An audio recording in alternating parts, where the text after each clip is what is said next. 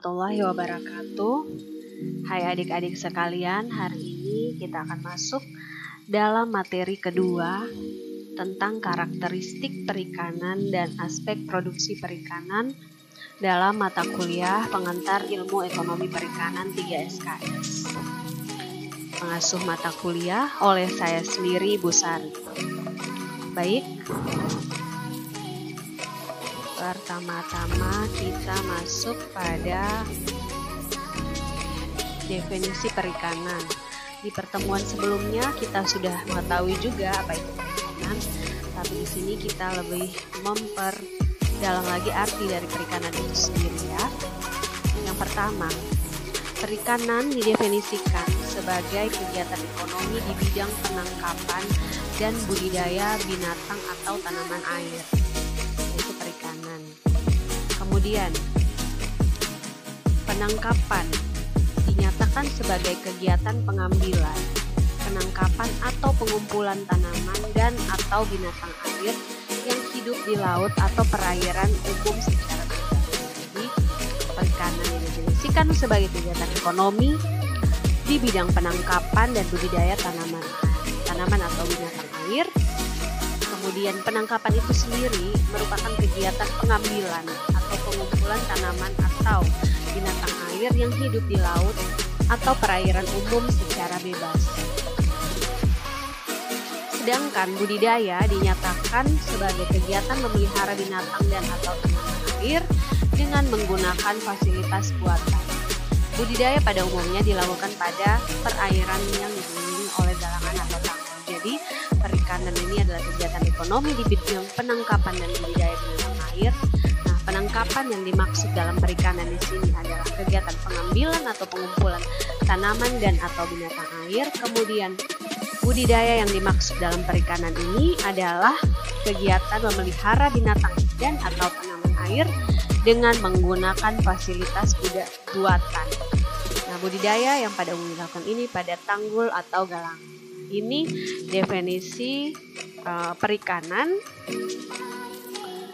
Kemudian sehingga perikanan sebagai dapat didefinisikan secara luas bahwa sebagai usaha pengambilan atau pemanfaatan sumber daya hayati perairan untuk pemenuhan kebutuhan masyarakat. Disebut sumber daya hayati karena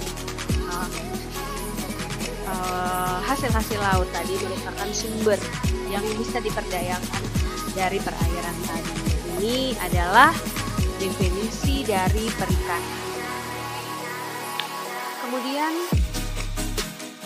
kita masuk lagi pada karakteristik perikanan di Indonesia. Tentu kita perlu tahu ya, adik-adik semua, karakteristik perikanan di Indonesia itu seperti apa sih?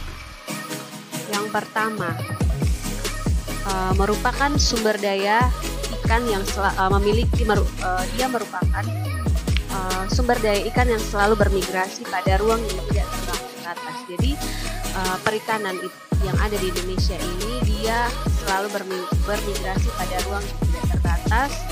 Jadi bisa selalu berpindah-pindah karena tidak terbatas, sifatnya open access ya. Kemudian yang kedua, common property resource, yaitu merupakan milik bersama yang dapat dimanfaatkan oleh semua orang atau open access. Seperti yang dibilang tadi, bahwa karakteristik perikanan Indonesia karena dia merupakan sumber daya alam hayati yang bisa dimanfaatkan oleh siapapun, open access, tidak ada larangannya, artinya siapapun bisa memiliki dan mengambil. Jadi ini karakteristik yang kedua. Yang ketiga, adanya pengaruh dalam kondisi alami dalam melakukan eksploitasi seperti musim, arus, dan gelombang. Jadi adanya pengaruh dalam kondisi alami dalam melakukan eksploitasi, artinya bahwa misalnya para nelayan itu mau mencari ikan atau mau menangkap ikan, mereka juga dipengaruhi oleh gelombang dan arus. Kalau gelombangnya kencang atau kuat, maka itu menghalangi dalam proses pengeksploitasian tadi, pengambilan sumber daya perikanan tadi, sehingga adanya kondisi alam yang sangat mempengaruhi proses eksploitasi pemanfaatan ikan tadi. Kemudian yang keempat, jenis sumber daya ikan yang dieksploitasi sangat beragam dengan jumlah yang tidak terlalu besar. Jadi sumber daya ikan ini ya yang dieksploitasi atau yang dimanfaatkan itu sangat beragam dengan jumlah yang tidak terlalu besar. Kayak di Indonesia kita bisa tahu ada berbagai jenis ikan yang bisa didapat ya dari sumber daya laut kita. Ini sangat beragam dan memiliki jumlah yang tidak terlalu besar. Karena beragam tetapi jumlahnya tidak banyak. Kemudian yang kelima, lahan tangkap atau fishing ground semakin menurun bagi kegiatan penangkapan. Jadi karena lahan tangkap kita atau fishing ground kita semakin menurun, maka ini juga mempengaruhi kegiatan penangkapannya. Jadi semakin menurun bagi kegiatan penangkapan. Ini di Indonesia keadaannya seperti ini ya. Jadi fishing ground kita semakin menurun. Jadi lahan untuk menangkap ikan itu semakin mulai sulit ya. Jadi seperti itu, ini karakteristik yang kelima. Kemudian kita masuk pada karakteristik yang keenam. Sering terjadi konflik kepentingan antara nelayan skala kecil dengan industri perikanan skala besar.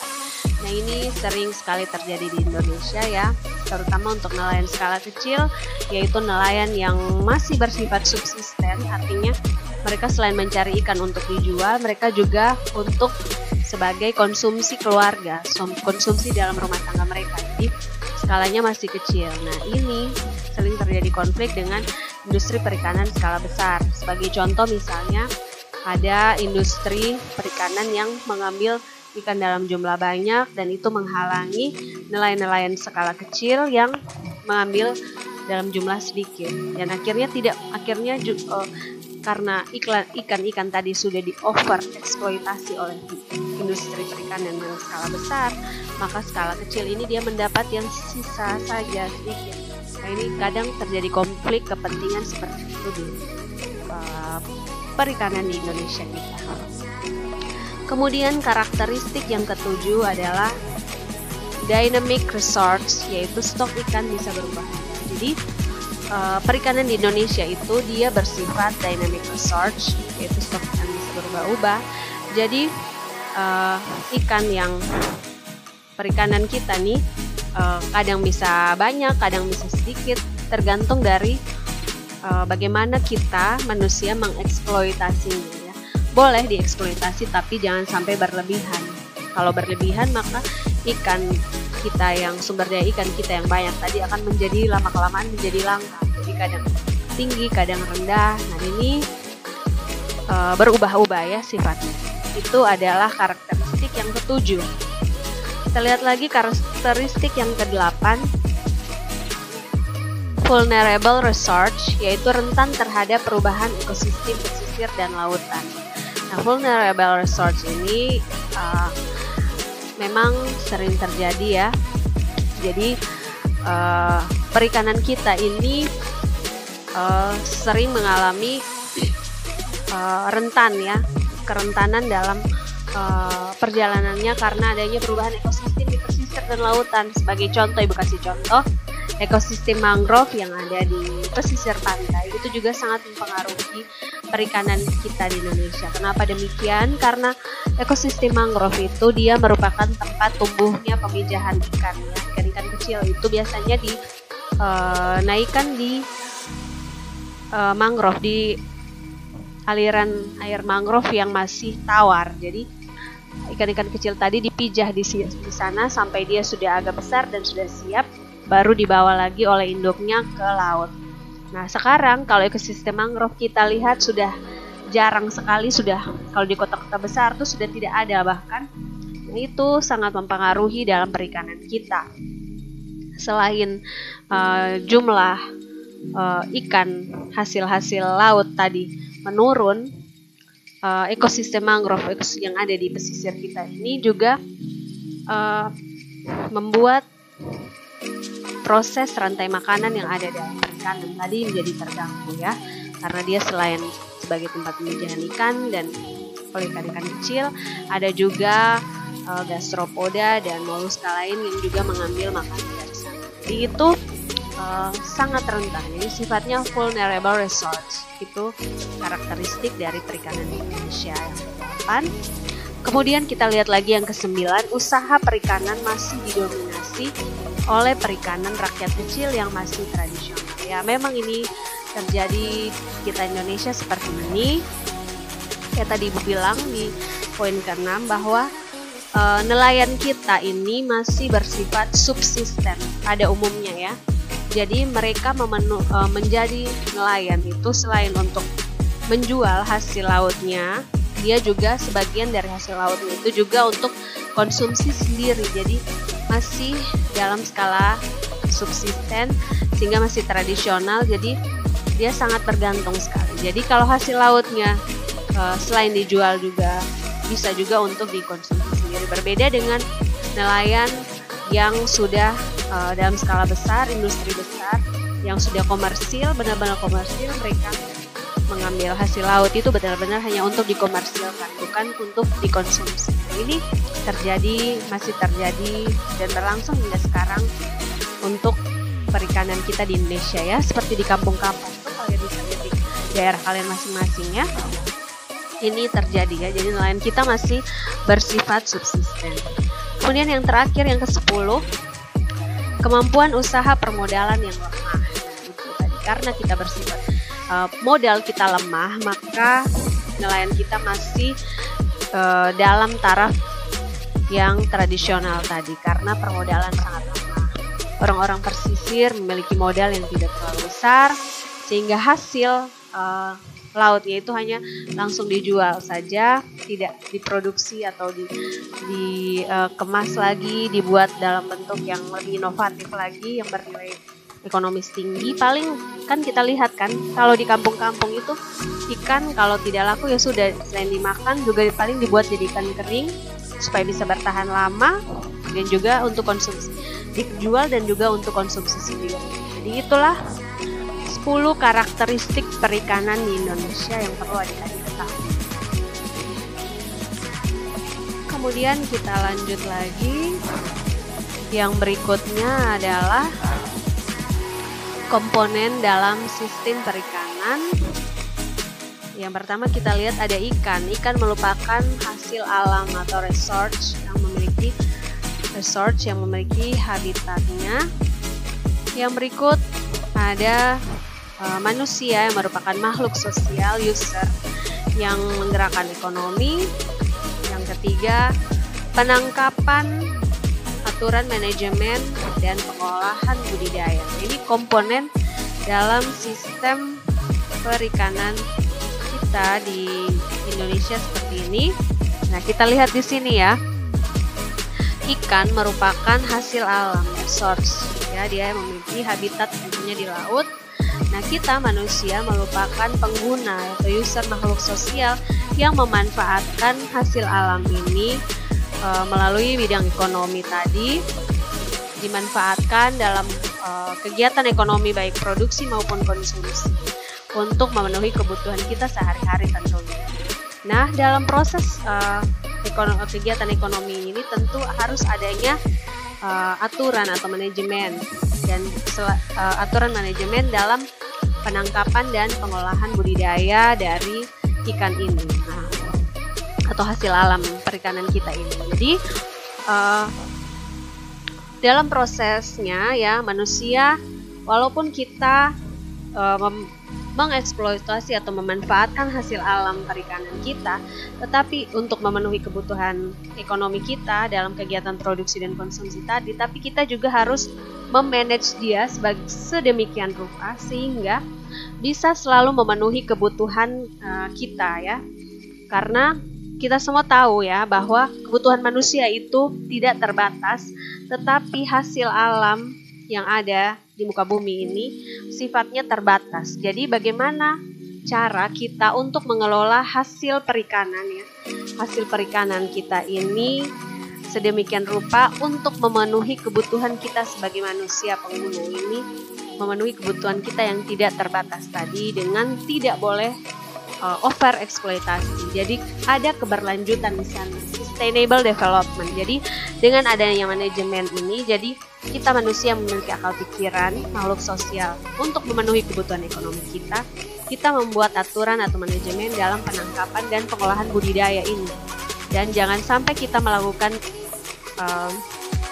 prosesnya ini secara berlebihan, memanfaatkan hasil alam ini secara berlebihan. Karena kalau berlebihan, tidak berkesinambungan, maka nanti anak cucu kita tidak akan menikmati lagi hasil alam yang sama tadi, karena kita yang serakah. Jadi bagaimana kita makhluk sosial ini memanfaatkan itu? Jadi dengan perlu adanya aturan atau manajemen dalam memanfaatkan hasil alam, terutama sumber daya perikanan, ya. Jadi ini adalah komponen dalam sistem perikanan yang harus adik-adik ingat untuk ketahui.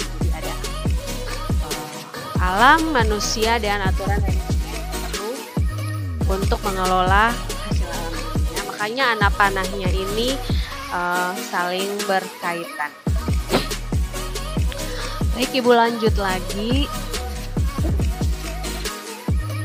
Aspek produksi perikanan. Nah, aspek produksi perikanan di sini adik-adik lihat ya, ada 3 bagan, yaitu input produksi, proses, dan output. Jadi input ini adalah bahan baku dalam proses produksi, bahan baku yang diperlukan untuk memproduksi input produksi. Nah, di sini yang masuk dalam input produksi adalah alat tangkap, alat bantu penangkapan, armada, ABK, BBM, es, garam, perbekalan makanan, perizinan usaha. Ini ada termasuk dalam input yang dibutuhkan untuk produksi. Lalu proses produksi itu seperti apa? Di sini yang dibutuhkan adalah operasi penangkapan, musim penangkapan, fishing ground, trip operasi, penanganan hasil tangkapan. Nah, ini adalah poin-poin yang diperlukan dalam proses produksi perikanan. Kemudian output yang dihasilkan, produk yang dihasilkan dari proses perikanan, proses produksi perikanan tadi adalah ikan hasil tangkapan, harga jual, retribusi hasil tangkapan, dan sistem bagi hasil. Jadi ini aspek produksi perikanan. Ya, jadi pertama ada inputnya, ada prosesnya, lalu ada outputnya. Ini merupakan hal-hal yang harus diperhatikan bagi pembudidaya perikanan tadi, atau selain nelayan ada industri-industri perikanan yang skala besar, skala kecil, mereka melakukan proses ini. Ini ada input produksi, proses, dan output. Nah, ini adik-adik harus perlu mengingatnya. Jadi kenapa proses perikanan, produksi perikanan itu perlu diperhatikan, karena sangat penting. Karena apa? Perikanan ini masuk dalam sumber daya alam yang open access, yang bersifat renewable,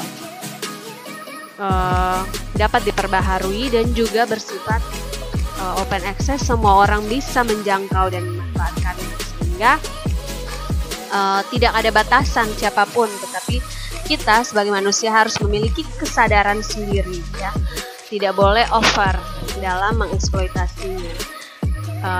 Input produksinya ada menggunakan bahan-bahan yang aman dan ada perizinan usaha, ya. Jadi dalam prosesnya semuanya harus aman sesuai dengan aturan yang ada. Kemudian input yang digunakan itu harus sesuai dengan aturan yang ada, begitupun juga prosesnya. Operasi musim penangkapan juga harus diperhatikan, fishing ground, trip operasi, itu semua harus diperhatikan dengan seksama dan jangan sampai over, ya. Jangan menggunakan alat-alat atau input alat tangkap yang digunakan juga tidak boleh yang membahayakan ikan dan biota laut lainnya. Misalnya kalau pakai bom ikan, memang maksudnya yang mau dibom itu ikan, tetapi yang nanti rusak itu bukan hanya ikan saja, tetapi ada biota-biota laut yang ada di sekitar ikan itu juga rusak, seperti terumbu karang atau penyu atau hewan-hewan laut lain yang tidak berhubungan. Jadi itu sangat membahayakan, ya. Jadi kita harus menggunakan alat tangkap yang ramah lingkungan, yang tidak merusak, ya, sehingga kita mendapatkan output alat tangkap ikan hasil tangkapan juga yang baik, yang bisa kita konsumsi dan juga tidak berlebihan dalam mendapatkannya ya, karena kita menggunakan semuanya sesuai dengan aturan yang ada, tidak membahayakan. Jadi ini adalah aspek produksi perikanan, dan juga tadi Ibu sudah membahas tentang perikanan dan definisinya seperti apa, serta karakteristik dari perikanan di Indonesia itu seperti apa. Ini adik-adik perhatikan. Nanti adik-adik bisa mencari referensi lain yang berkaitan dengan materi kita, banyak. Ini yang Ibu gunakan ya untuk menyusun atau mendapatkan materinya. Untuk di internet bisa kalian cari juga dari beberapa jurnal atau e-book bahan ajar dari kampus lain yang berhubungan dengan ekonomi perikanan. Jadi untuk tugasnya nanti Ibu akan kasih di chat yang bisa adik-adik komen di kolom komentar. Demikian untuk materi hari ini tentang karakteristik perikanan dan aspek perikanan dan aspek produksi perikanan. Kita ketemu lagi 2 minggu dari sekarang dengan video dari presentasi adik-adik kelompok 1. Demikian, Assalamualaikum warahmatullahi wabarakatuh.